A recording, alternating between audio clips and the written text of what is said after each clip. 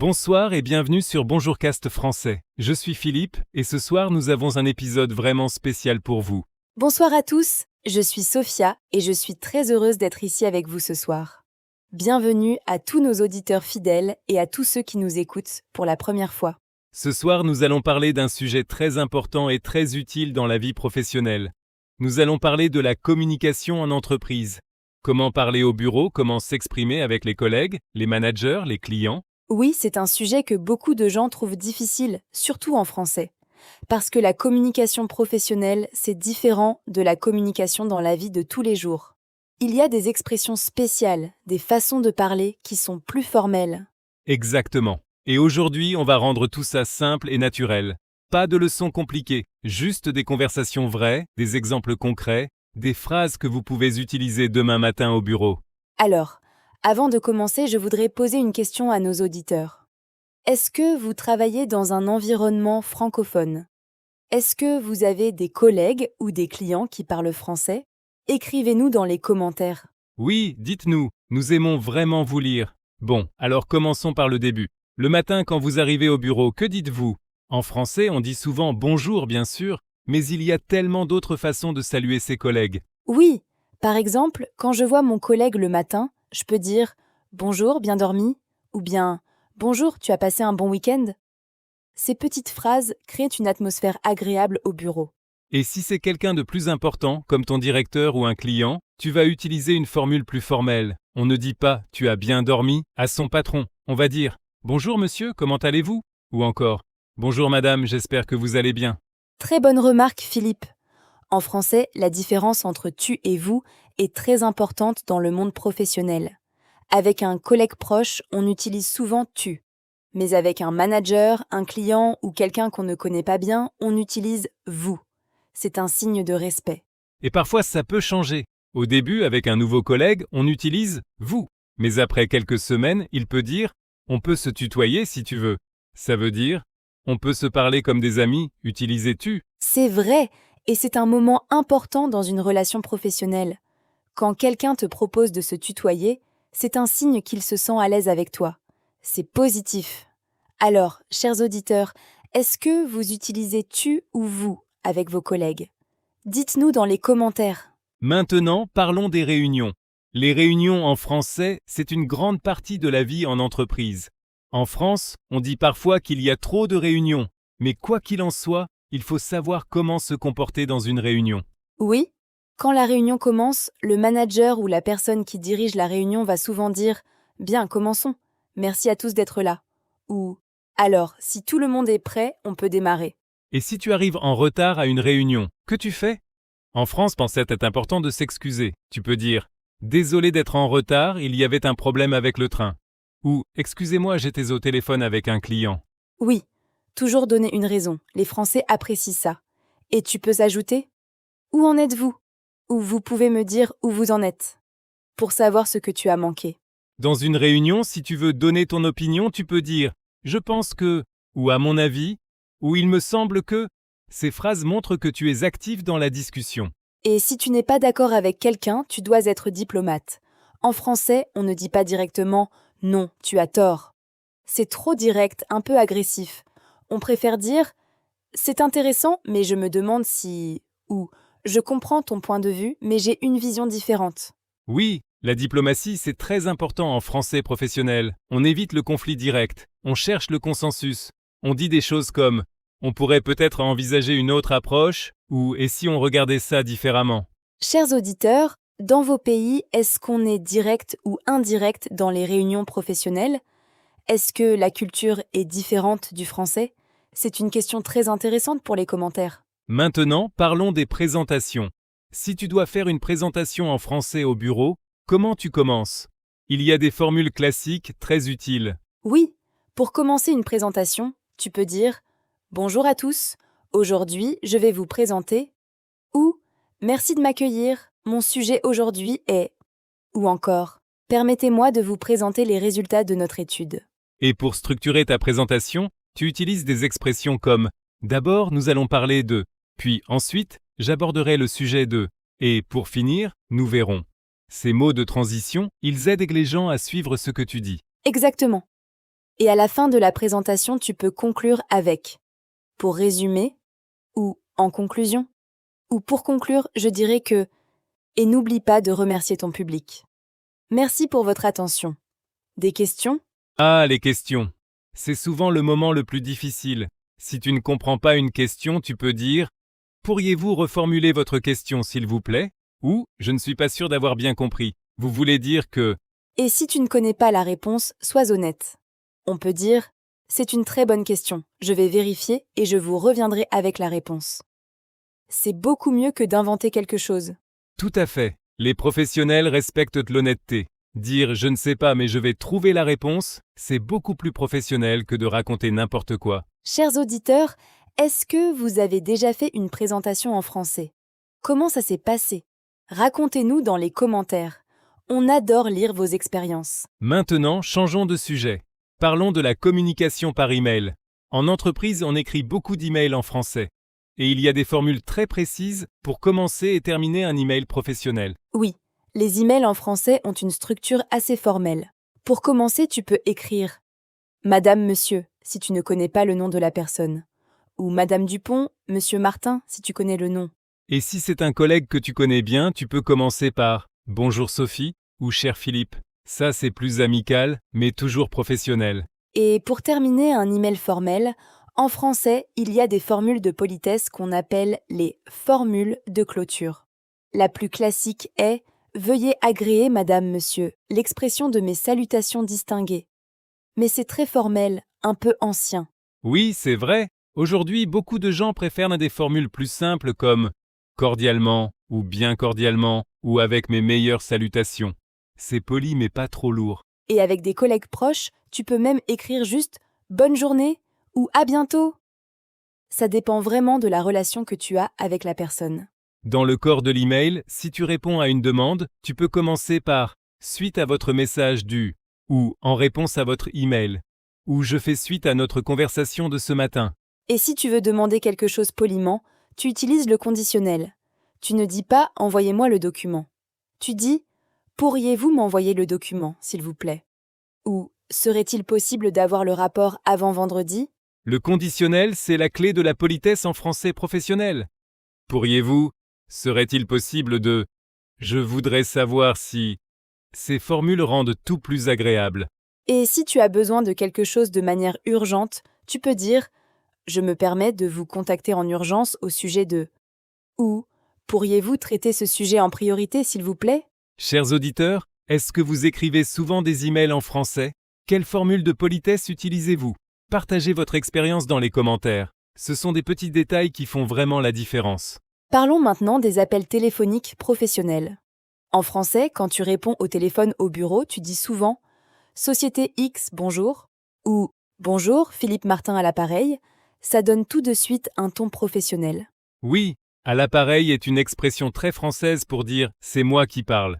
Tu peux aussi dire « Philippe Martin, bonjour ». Simple et efficace. Et si tu appelles quelqu'un, tu te présentes directement. Bonjour, je suis Sophie Dupont, je travaille chez ABC Consulting. Je voudrais parler à Monsieur Martin, s'il vous plaît. Et si la personne n'est pas disponible, la réceptionniste peut dire « Monsieur Martin est en réunion. Voulez-vous laisser un message ?» Et toi, tu réponds « Oui, s'il vous plaît. Pourriez-vous lui dire que j'ai appelé et lui demander de me rappeler ?» Très bien.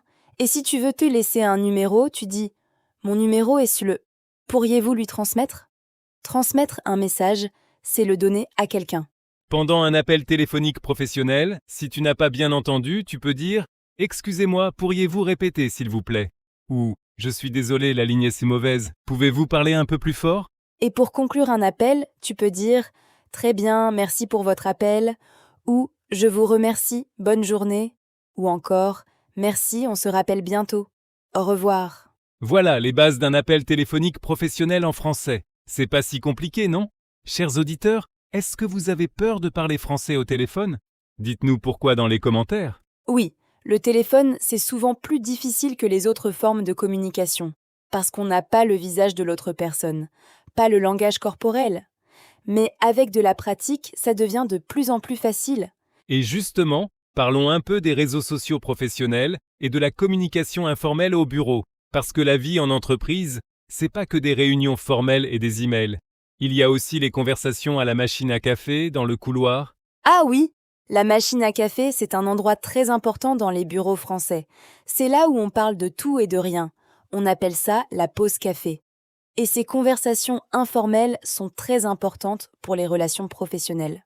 Pendant la pause café, on peut parler du week-end, du temps qu'il fait, d'un film qu'on a vu, des sujets légers. Et en français, il y a plein d'expressions pour ça. Par exemple, alors quoi de neuf? Ça veut dire qu'est-ce qu'il y a de nouveau dans ta vie? Oui, et on peut répondre pas grand-chose, et toi? Ou tout va bien, merci. Et toi, comment tu vas? Ces petits échanges créent des liens. En France, on dit que ces conversations sont importantes pour l'ambiance de travail. Une autre expression très utilisée, ça roule, ça veut dire ça va bien. C'est très familier, on l'utilise avec des collègues proches. La réponse habituelle, ouais, ça roule. Ou ça roule nickel, ça veut dire que tout va très bien. Et il y a aussi c'est cool ou super pour exprimer l'enthousiasme. Ou pas mal quand quelque chose est bien mais pas extraordinaire. Ce sont des expressions très courantes entre collègues. Chers auditeurs, est-ce que vous aimez les conversations informelles au bureau? Est-ce que c'est facile pour vous de parler de choses légères en français? Donnez-nous votre avis dans les commentaires. Maintenant, un sujet un peu plus délicat, la négociation en français. Que ce soit pour négocier un salaire, un contrat ou simplement pour trouver un accord dans une discussion, il y a des expressions très utiles. Pour commencer une négociation, tu peux dire « Je souhaiterais discuter des conditions de » ou « J'aimerais qu'on parle de la possibilité de ». Ça pose le sujet de façon ouverte et professionnelle. Si quelqu'un fait une proposition et que tu veux réfléchir, tu peux dire « C'est intéressant, je vais y réfléchir et je vous reviens rapidement » ou « Je dois consulter mon équipe avant de vous donner une réponse. Vous pouvez me laisser jusqu'à demain ?» Et si tu veux faire une contre-proposition, tu dis « Je comprends votre position, mais de notre côté, nous proposerions plutôt » ou « Serait-il possible de trouver un compromis, par exemple ?» Le mot « compromis » est très important en négociation française. On cherche toujours à trouver un accord qui satisfait les deux parties. On dit aussi trouver un terrain d'entente, ce qui veut dire trouver un point d'accord commun. Et quand on arrive enfin à un accord, on peut dire « Parfait, nous sommes d'accord sur ce point » ou « Très bien, affaire conclue ». Affaire conclue, c'est comme dire « deal » en anglais. C'est une expression très satisfaisante. Chers auditeurs, est-ce que vous avez déjà négocié quelque chose en français? Un contrat, un salaire, ou même juste un accord au bureau? Comment ça s'est passé? On veut savoir. Parlons aussi du vocabulaire des réunions. Il y a des mots et des expressions qu'on entend souvent dans les réunions d'entreprise en France. Par exemple, l'ordre du jour. C'est la liste des sujets qu'on va discuter pendant la réunion. Oui. Au début d'une réunion, le manager dit souvent « Voici l'ordre du jour pour aujourd'hui ». Et il présente les sujets un par un. C'est très organisé, très structuré. Et il y a aussi le compte-rendu. C'est le document écrit après la réunion qui résume ce qui a été dit et les décisions prises. Souvent, une personne prend des notes pendant la réunion. On dit qu'elle prend le compte-rendu. Et les actions ou les points d'action, c'est ce que chaque personne doit faire après la réunion. À la fin d'une réunion, le manager dit souvent « Alors, pour résumer les actions, Philippe, tu prends en charge le rapport. Sophia, tu contactes le client. D'accord ?» Oui, en français professionnel, on parle aussi de délai et de deadlines. Le délai, c'est le temps qu'on a pour faire quelque chose. Et on peut dire « Quel est le délai pour ce projet ?» ou « Il faut rendre le rapport dans un délai de 2 semaines. » Et si le délai est trop court, on peut dire « Je ne pense pas pouvoir respecter ce délai. Serait-il possible d'avoir un peu plus de temps ?» ou « Ce délai est très serré, on peut en discuter ?» Chers auditeurs, est-ce que vous connaissez d'autres mots de réunion en français? Écrivez-les dans les commentaires. C'est une bonne façon de pratiquer et d'apprendre de nouveaux vocabulaires. Maintenant, un sujet que beaucoup de gens trouvent délicat.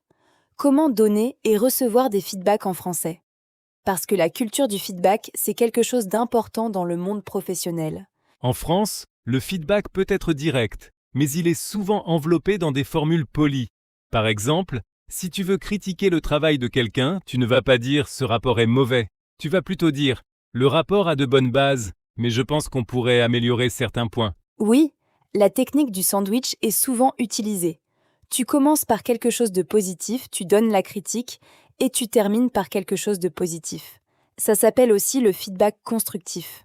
Par exemple, j'aime vraiment l'analyse que tu as faite dans la première partie. La conclusion pourrait être un peu plus développée. Dans l'ensemble, c'est un très bon travail. Voilà, c'est équilibré, c'est honnête et c'est encourageant. Et quand tu reçois un feedback, tu peux répondre. Merci pour ce retour. Je vais prendre ça en compte. Ou c'est utile, merci. Je vais travailler sur ces points. Même si le feedback est difficile à entendre, il faut rester professionnel. Et si tu n'es pas d'accord avec un feedback, tu peux dire « Je comprends votre point de vue. Permettez-moi d'expliquer mon approche. » Et tu expliques calmement ta logique. Il ne faut pas se mettre sur la défensive.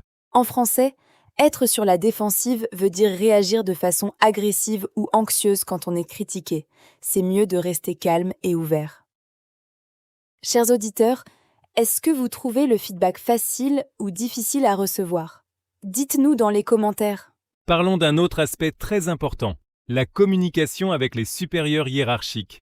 Comment parler à son manager, à son directeur, au PDG? En France, les entreprises peuvent être assez hiérarchiques. Il y a souvent une différence claire entre les niveaux. Quand tu parles à quelqu'un au-dessus de toi dans la hiérarchie, tu utilises « vous », tu es formel, tu es respectueux. Pour demander une faveur à ton manager, tu utilises des formules polies. « Monsieur Martin, est-ce que vous auriez un moment pour me voir ?» Ou « Je souhaiterais vous soumettre une idée. Quand seriez-vous disponible ?» Et si ton manager te donne une tâche que tu ne comprends pas bien, tu peux dire « Excusez-moi, pourriez-vous me donner plus de précision ?» ou « Je veux m'assurer de bien comprendre vos attentes. Pouvez-vous m'expliquer ?» C'est très important de demander des clarifications. En France, les employés qui posent des questions intelligentes sont respectés. Ça montre que tu es sérieux et impliqué dans ton travail. Et pour parler de tes accomplissements à ton manager sans paraître arrogant, tu peux dire « Je suis content de vous informer que le projet X est terminé dans les délais. » Ou « Je pense que nous avons fait du bon travail sur ce dossier. Les résultats sont positifs. » Oui, en France, on n'aime pas trop les gens qui se vendent trop. Il faut présenter ses succès de façon modeste mais claire. On présente les faits, on ne dit pas « je suis incroyable », on dit « les résultats sont bons ». Chers auditeurs, est-ce que la communication avec vos supérieurs est difficile en français? Qu'est-ce qui vous pose le plus de problèmes? Partagez-le avec nous dans les commentaires. Maintenant, parlons de la communication interculturelle dans les entreprises françaises. De plus en plus, les entreprises sont internationales. Il y a des collègues de différents pays, différentes cultures. Et parfois, ça crée des malentendus. Par exemple, dans certains pays, arriver 5 minutes en retard à une réunion, c'est normal. En France, c'est souvent perçu comme un manque de respect. Il vaut mieux arriver à l'heure, voire quelques minutes avant. Ou alors, les Français ont parfois la réputation d'être directs dans leurs opinions. Mais par rapport à certaines cultures, ils peuvent aussi être très indirects. Ça dépend vraiment du contexte et de la personne. Une chose importante à savoir. En France, on distingue souvent la vie professionnelle et la vie personnelle. Les collègues peuvent être sympathiques, mais ne pas nécessairement devenir des amis proches. Il y a une certaine distance professionnelle. C'est vrai, mais ça change beaucoup selon les entreprises, les secteurs, les générations. Dans les startups, par exemple, l'ambiance est souvent plus décontractée et plus informelle. Dans les grandes entreprises traditionnelles, c'est plus formel. Et en parlant d'image, la ponctualité, la politesse, la façon de s'exprimer, tout ça fait partie de votre image professionnelle en France. On remarque les gens qui savent de bien communiquer, qui sont polis, qui s'expriment clairement. Chers auditeurs, est-ce que vous avez déjà eu des malentendus culturels dans un contexte professionnel? C'est quelque chose qui arrive à beaucoup de gens. Racontez-nous dans les commentaires. Maintenant, un sujet très pratique. Les expressions idiomatiques qu'on entend souvent au bureau en France. Ces expressions peuvent être confuses si on ne les connaît pas. Oui, par exemple, mettre les points sur les i. Ça veut dire expliquer quelque chose très clairement, sans ambiguïté. Exemple, il faut qu'on mette les points sur les i avant de signer le contrat. Ou encore, avoir le cafard. Non, ça ne veut pas dire qu'il y a un insecte au bureau. Avoir le cafard veut dire être triste, déprimé. Lundi matin, j'ai souvent le cafard. C'est très courant. Et se casser la tête? Ça veut dire réfléchir très fort, chercher une solution difficile. Je me casse la tête depuis ce matin pour trouver une solution à ce problème. Et ne pas y aller par 4 chemins. Ça veut dire être direct, aller droit au but. Je ne vais pas y aller par 4 chemins. Ce projet ne marche pas.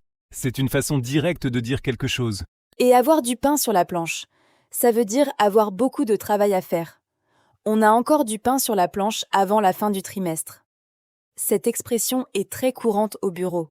Et se mettre d'accord, ça veut dire trouver un accord, décider ensemble. Il faut qu'on se mette d'accord sur la stratégie avant la réunion de vendredi. Et faire le point. C'est une expression très utilisée en réunion. Je voudrais faire le point sur l'avancement du projet. Ça veut dire évaluer la situation, voir où on en est. Chers auditeurs, est-ce que vous connaissez d'autres expressions françaises utilisées au bureau? Testez vos connaissances dans les commentaires, c'est un bon exercice. Parlons maintenant d'un aspect très important de la communication professionnelle. Comment exprimer ses émotions de façon appropriée? Parce qu'au bureau, on ressent des émotions, mais il faut savoir comment les exprimer. En France, dans un contexte professionnel, on garde généralement un certain contrôle émotionnel. On n'explose pas de colère en public. Il y a une certaine retenue. Mais ça ne veut pas dire qu'on n'exprime rien. On peut dire « Je suis vraiment enthousiasmé par ce projet » ou « Je trouve cette situation très préoccupante » ou encore « Je suis satisfait des résultats de ce trimestre ». Pour exprimer la frustration de façon professionnelle, au lieu de dire « je suis furieux », tu peux dire « je dois admettre que cette situation est difficile à gérer » ou « je ne cache pas que je suis déçu par ce résultat ». Et pour exprimer l'inquiétude, je suis un peu préoccupé par le délai. Ou je voulais attirer votre attention sur ce point, car je pense qu'il y a un risque. Et pour exprimer la satisfaction, je tiens à féliciter l'équipe pour son excellent travail. Ou je suis très content de l'évolution du projet. Ces expressions positives sont importantes pour motiver les équipes. Et si tu dois refuser quelque chose poliment, comment tu fais? C'est une situation fréquente au bureau. Tu reçois une demande que tu ne peux pas satisfaire. En français, pour refuser poliment, on utilise des formules comme « Je suis désolé, mais il m'est impossible de » ou « Malheureusement, je ne pourrai pas accepter cette demande car… » Et toujours, on donne une raison. Ou proposer une alternative. Je ne peux pas vous aider sur ce point, mais peut-être que mon collègue Philippe pourrait vous assister. Les gens apprécient qu'on cherche une solution même quand on dit non. Chers auditeurs, est-ce que vous trouvez difficile de refuser poliment en français? C'est souvent un défi pour les apprenants. Dites-nous comment vous gérez ça dans les commentaires. Chers auditeurs, est-ce que vous avez déjà eu à écrire une lettre formelle en français ou une lettre de motivation? Racontez-nous votre expérience dans les commentaires. Bon, on a beaucoup parlé de communication formelle. Parlons aussi de quelque chose de plus léger. Comment créer de bonnes relations avec ses collègues français? Ah, c'est un sujet super important. En France, les relations au travail peuvent mettre un peu de temps à se développer. Les Français ne sont pas toujours aussi extravertis et chaleureux dès le premier jour comme dans certaines autres cultures. Mais une fois qu'on a gagné la confiance d'un collègue français, la relation est très solide et sincère. Il faut juste être patient au début. Des petites choses peuvent aider. Par exemple, partager des croissants ou un gâteau pour un anniversaire ou un succès au travail. C'est une façon de créer un lien. On dit souvent « Je vous apporte quelque chose de bon pour fêter ça ». Ou proposer d'aller déjeuner ensemble. En France, le déjeuner est un moment important. On prend le temps de manger, on ne mange pas un sandwich devant son ordinateur en 5 minutes. C'est une occasion de se connaître. Et au déjeuner, on parle de tout. La vie, les voyages, la culture, le cinéma, la cuisine. Les Français adorent en parler de gastronomie. Et si un collègue t'invite à déjeuner, c'est un très bon signe. Ça veut dire qu'il t'apprécie et qu'il veut mieux te connaître. Tu acceptes avec plaisir et tu montres de l'intérêt pour ce qu'il te raconte. Chers auditeurs, est-ce que vous avez des amis ou des collègues français? Comment est votre relation avec eux? On est curieux de savoir. Bon, nous approchons de la fin de cet épisode. Mais avant de terminer, je veux parler d'une chose très importante. La confiance en soi quand on parle français au bureau. Oui, c'est peut-être le sujet le plus important de tout l'épisode. Parce que tous les mots de vocabulaire, toutes les formules polies, ça ne sert à rien si tu n'as pas confiance en toi pour les utiliser. Et la confiance, ça se construit avec de la pratique. Chaque fois que tu parles français au bureau, même si tu fais des erreurs, tu t'améliores. Les erreurs, c'est normal. C'est comme ça qu'on apprend. Les Français sont généralement patients avec les gens qui font l'effort de parler français. Ils apprécient vraiment quand quelqu'un essaie, même imparfaitement. Alors, n'ayez pas peur de faire des erreurs. Et si tu fais une erreur, tu peux toujours dire « Excusez-moi, je voulais dire » ou « Ce que je veux dire, c'est… » Les gens comprennent et ils t'aident à trouver le bon mot. Une chose que je conseille toujours. Écoute beaucoup. Les podcasts comme Bonjour Cast Français, les films, les séries en français. Plus tu entends le français naturel, plus tu vas l'intégrer et le parler naturellement. Et essaie de pratiquer tous les jours. Même 5 minutes par jour, ça fait une grande différence. Tu peux parler dans ta tête, tu peux écrire un petit journal en français, tu peux regarder les nouvelles en français. Et bien sûr, continue à nous écouter. Chaque épisode de Bonjour Cast Français est une nouvelle occasion de pratiquer, d'apprendre des expressions nouvelles, de découvrir des aspects de la culture française. Nous espérons que cet épisode vous a été utile. Nous avons parlé des salutations professionnelles, des réunions, des présentations, des emails, des appels téléphoniques, des négociations, du feedback, des expressions idiomatiques. Et aussi des relations humaines au bureau, de la communication interculturelle et de la confiance en soi. C'est beaucoup en un seul épisode. Chers auditeurs, maintenant c'est votre tour. Quel aspect de la communication professionnelle en français vous semble le plus difficile? Dites-le nous dans les commentaires. Nous lisons tous vos messages. Et si vous avez aimé cet épisode, pensez à vous abonner à Bonjour Cast Français pour ne manquer aucun épisode. Un like sur la vidéo nous aide aussi beaucoup. C'est gratuit et ça nous encourage à continuer. Merci infiniment à tous nos auditeurs fidèles. Vous êtes la raison pour laquelle nous faisons ce podcast. Votre enthousiasme et vos commentaires nous inspirent chaque jour. C'est vrai, quand on lit vos commentaires, quand on voit que vous progressez, que vous utilisez les expressions qu'on a enseignées, c'est la plus belle des récompenses. Alors, continuez à pratiquer, continuez à apprendre, continuez à progresser. Le français, c'est une belle langue et vous en êtes capable. On vous fait confiance. Et on sera là la prochaine fois avec un nouvel épisode passionnant. D'ici là, prenez soin de vous. Bonne soirée à tous. À très bientôt sur Bonjour Cast Français. Bonsoir et à très vite, chers auditeurs. Bonne continuation dans votre apprentissage du français.